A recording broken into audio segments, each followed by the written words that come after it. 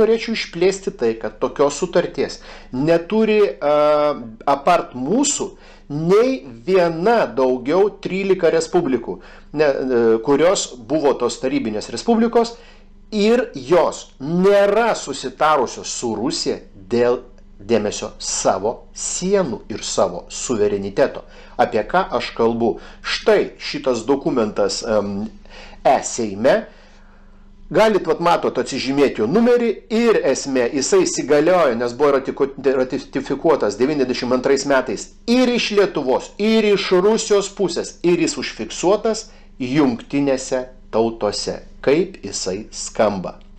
Tarp Rusijos tarybų, Federacinės socialistinės respublikos ir Lietuvos respublikos dėl tarp valstybinių santykių pagrindų. Pirmas sakinys: Rusijos tarybų Federacinė socialistinė respublika ir Lietuvos respublika, toliau vadinamos aukštosios susitariančios šalys. Gerbėmieji, juridinė frazė teisinė lauke tarptautiniam aukštosios susitariančios šalis yra aukščiausia forma, globalinė, kuri sako, kad tai yra susitarę dvi suverenios valstybės. Girdit? Valstybės. Trečiam sakiny jūs galite išvis pamatyti įdomiausia tai, kad būdamos įsitikinusios, tipo dvi šalis pasirašo, jog TSRS sąjungai pašalinus Lietuvos suverenitetą pažeidžiančias 1940 metų aneksijos pasekmes. Esmė yra tame, kad čia toliau gilinantis, jūs galit suprasti, kad Rusija pripažino Lietuvos net aneksiją ir neša iš principo už tai atsakomybę. Taip sakant, lotiniškai mea culpa. Ir čia toliau žemiau yra patvirtina savo ištikimybę suvienytų nacijų organizacijų įstatams. Jeigu jūs pasižiūrėtumėt šitą sutartį, tai yra fenomenali sutartis. Kodėl aš tai apžymiu? Todėl, kad Lietuva tada tapo 91 metais pripažinta valstybė, ne tik kadangi užsiregistravo jungtinėse tautose, bet buvo ratifikuota sutartis ir Rusijoje. Žiūrėkit, kas atsitiko. Šita svarbiausia sutartis buvo tai, kad rusams reikėjo apibrėžti mūsų visas ribas, viską pripažinti, jiems buvo tuo metu nesvarbu, tik kad užtikrinti Kaliningrado tranzito ir jo saugumą. Rusija tuo metu gavosi taip, kad judėdavom per Lietuvą, nekirto, kaip jie sako, Lietuvos, tiesiog judėjo iš savo teritorijos į savo teritoriją. Ten buvo labai aiškiai super aprašyta. Po to gimė kita ekonominė tranzito sutartis ir ten jau antriniai, tretiniai daiktai. Kartoju, labai svarbu. Lietuva buvo pripažinta kaip suvereni valstybė. Dabar žiūrėkite. Valstybę sudaro 5 pagrindiniai elementai. Tai yra teritorija, žmonės gyvenantis, valdžia, valdžia ir armija, tai yra tas pats, kalba ir pinigai. Kai Lietuva įgavo pirmą šitą apibrėžtą aišku teritoriją, jinai aiškiai sudarė savo pasauliu paskelbė. Teritoriją turim. Tada atsirado pasai kaip lietuvių tautos pasai. Tai mes kaip žmonės tą vidų gyvenantis. Tai antras punktas. Mes išstatėm savo valdžios vertikalę. Tada konstitucija gimė. Konstitucija. Rinkimų įstatymas, bla bla bla, nors atvirkščiai buvo, bet jau tada jie minų pridėjo, bet nesvarbu. Taigi, mes turėjom aiškę, nuostabę, apibrėžtą kalbą ir ką mes po to įsigijom? Litą.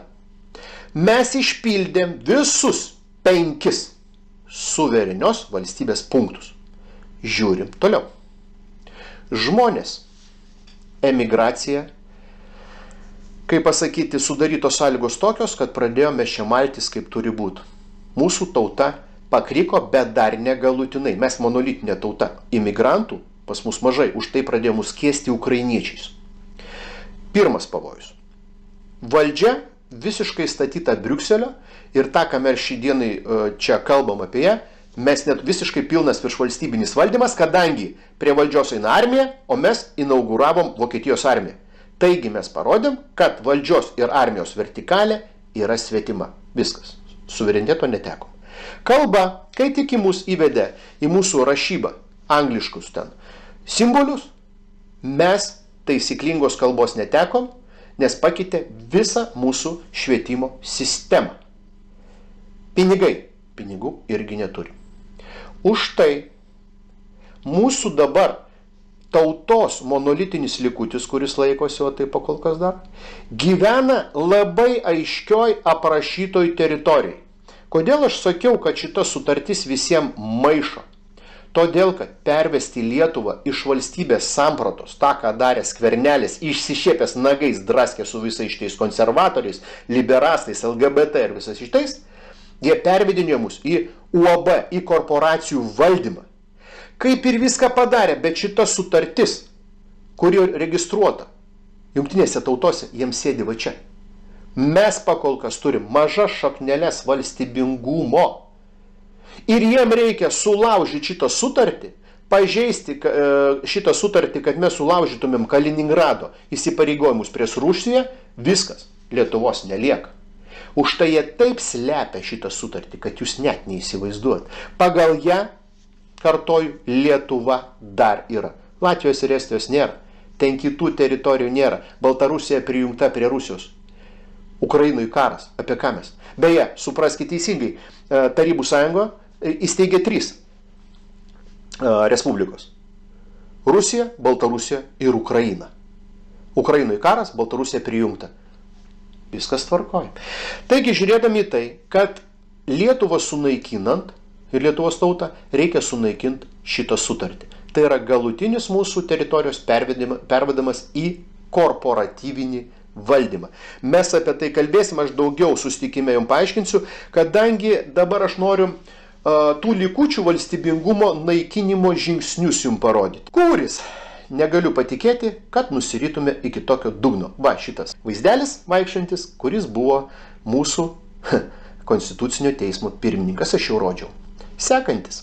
Kuris pliekė Lietuvos valdžią? Dvitaškis. Neįsivaizdavau, kad galima šitaip tyčiasis iš sveiko proto. Šitas veidas, šita išraiška, sako apie Lietuvos valdžią, kurią pats naikino, griovė konstituciją ir jos reputaciją, sunešiojo iki negaliu ir pasitelkė dar vieną veikėją. Va, Žalimasgi su LGBT visais iškrypėliais išvažiavo už didelius nuopelnus į netgi Europos parlamentą. Ir žiūrėkit, ką jisai sako. Kriminalo užvaldoma valstybė, dvitaškis. Kriminalo skverbimasis. Šiaip iš tikrųjų Žalimas yra teisus, kadangi jisai pasitelkęs visus, parašė tokį išprievartavimo mechanizmą, kuris vadinasi konstitucijos doktrina, kur remiantis savo sprendimais pagrindžia konstituciją, čia yra stebuklas, jeigu jūs tą 1000 puslapių Talmudą pasižiūrėtumėm, jūs negalėtumėt patikėti. Jis iš tikrųjų pasako vieną, kai išprievartavo ir praktiškai sunaikino konstituciją, pas mus nebelieka socialinės sutarties tarp ko? Tarp žmonių ir valdžios. Ir jis sako, ajajai, kriminalas užvaldo valstybę. Pirmiausia, valstybės jisai žino jau nėra, o kriminalas ir yra korporacijos. Todėl, kad ten įstatymai nerašyti. Ir žiūrėkit, į šitą hebrą įsipiešė šitas veidelis. Žemaitaitis mano, kad reikėtų panaikinti konstitucinį teismą. Va, kas, mėlieji, griauna galutinai fundamentą valstybės ir pervedinėja mus į korporatyvinį valdymą. Tik tais, nereikia pamiršti, yra dar vienas šaikos vadas. Tai yra Nausėda. Nepamirškit šito, kadangi jeigu jūs galvojat, kad Žemaitaitis mušasi ir ten kaunasi su Nausėda, tai yra puikiai iliuzija. Beje, aš visai neseniai atsekiau visus šitos žingsnius ir galėsiu, čia negaliu dėja visko išlieti savo širdies, bus susitikime paaiškinta, kaip Žemaitaitis sudarė ir sukūrė mums su Nausėda iliuziją, kad jie kaunasi. Bet svarbiausia, koks yra tikslas, kaip mus šitoj vietoj mulkina. Todėl pažiūrėkit, paskutinį straipsnį noriu parodyti apie tai, Konstitucinis teismas paskelbė sprendimą Margaritos Drobeckos pilietybės byloje. Taigi, iš Margaritos Drobeckos pilietybė atimta. Taigi, šita šeima, kurie plėšėsi ir dėjo sveikatą visą už Lietuvą, kad jai atnešti pripažinimą, šiai dienai dėl kažkokių tai nepykit, bet, kaip pasakyti, snargle krapštinių pritemptų reiškinių iš Margaritos politiškų sprendimų atimta pilietybė. Taigi Konstitucinis teismas pilnai juda šitų veidų žingsniais. Dar Nausėdos neturiu. Mes šiai dienai sugriovėm sutartį tarp žmonių ir valdžios. Ir dabar noriu greit bėgti. O kaip tai vyksta? Žiūrėkite. Skvernelis LSD sprendimą palygino su lėktuvu pilnu keleivių ir teroristų. Ar šitas lėktuvas nesusprogs? Toj pamatysime. Šitas žmogus, kuris būdamas premjeru mum atvedė didžiausią melą pasaulyje, kurį jau visi mato, kvestionuoja ir von der Leyen net bylą kelia, COVID-ą, jis ramiai vaikšto po Seimą ir jūs kažten balsuot už jį? Jūs ką, kaip ir už Žalimą, nebalsavot, ar už Gražulį? Šitą cirką jie ir daro mums, toliau. LSD taryba nusprendė, tęs darbus su auštriečiais, bet socialdemokratai perims kultūros ministeriją.